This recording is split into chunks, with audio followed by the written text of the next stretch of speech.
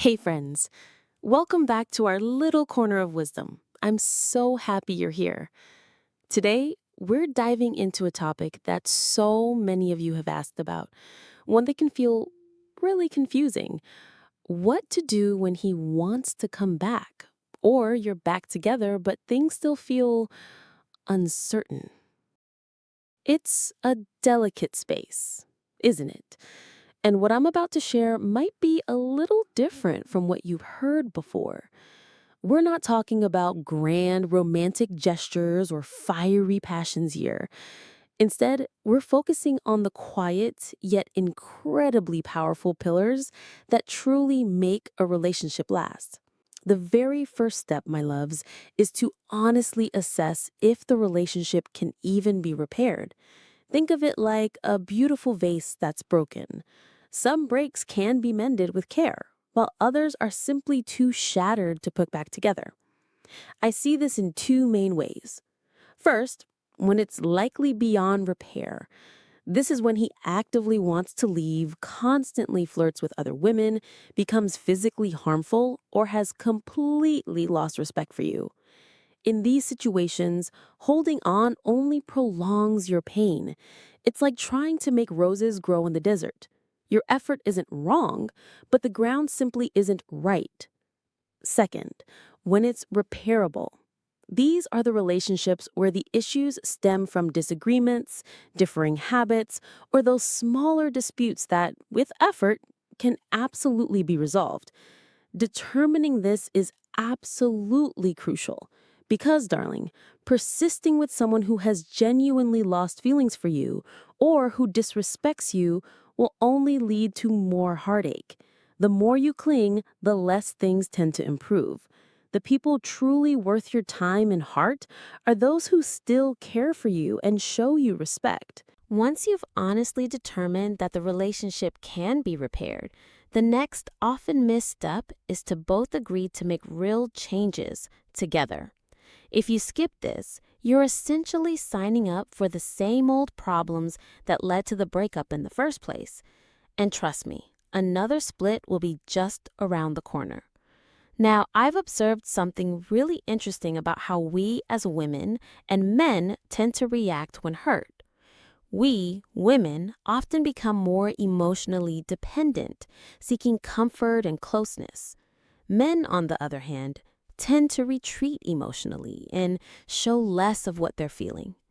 Because of these differences, it's so important to actively agree on steps you'll both take to improve things, rather than just hoping they'll magically get better. However, I've noticed so many women, in their desire to reconcile, often agree to get back together without requiring any real changes from him. This usually happens because we're not quite sure how to effectively address these issues. And when we don't address them effectively, the results are, well, often ineffective. How can you tell if you're truly addressing the issues effectively? Watch for these scenarios. First, he makes no changes at all. It's all talk, no action. Second, he makes minimal changes and they feel forced. It's like pulling teeth to get him to do anything different. Third, he makes changes but then quickly reverts to his old ways. The change is fleeting, not lasting. To overcome these patterns, you absolutely need an effective method for addressing the issues. Without a proper way to tackle the root problems, the relationship is likely to worsen, not improve. And sweet friend, I'll be sharing that specific method with you in an upcoming video, so stay tuned. So let's get back to what we were chatting about. Having the right tools for fixing things in a relationship isn't just nice to have, it's totally essential. Seriously, without those good ways to work through things, you're kind of like a carpenter without for tools, right? You just can't build anything that's really going to last. So, as we're figuring out how to navigate these tricky waters of getting back on track, just remember that truly getting to the bottom of problems is what turns a fragile reconnection into something super strong and lasting. That's why having a proper dating roadmap becomes your absolute compass on this journey. It guides both of you toward rebuilding not just your connection, but also that deep trust and understanding that helps love really thrive. And listen, a little secret I've learned. If you fall back into those old patterns, that casual neglect, taking each other for granted, his feelings can totally start to dim again.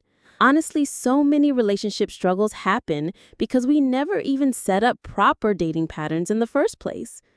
By consciously dating each other again with real intention, being present and showing care, you're actually creating new, healthier patterns.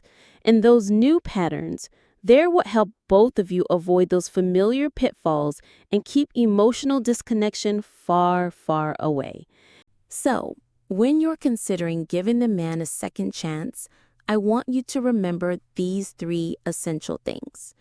First, determine if the relationship can genuinely be fixed. Be honest with yourself about this. Second, if it can be fixed, both of you need an effective method for addressing those core issues. This isn't just on him or just on you, it's a shared commitment. Third, date correctly to prevent old problems from recurring and to avoid future heartbreaks. In my experience, women often quickly accept the man back, often driven by emotional dependency or the deep desire to have him in their lives.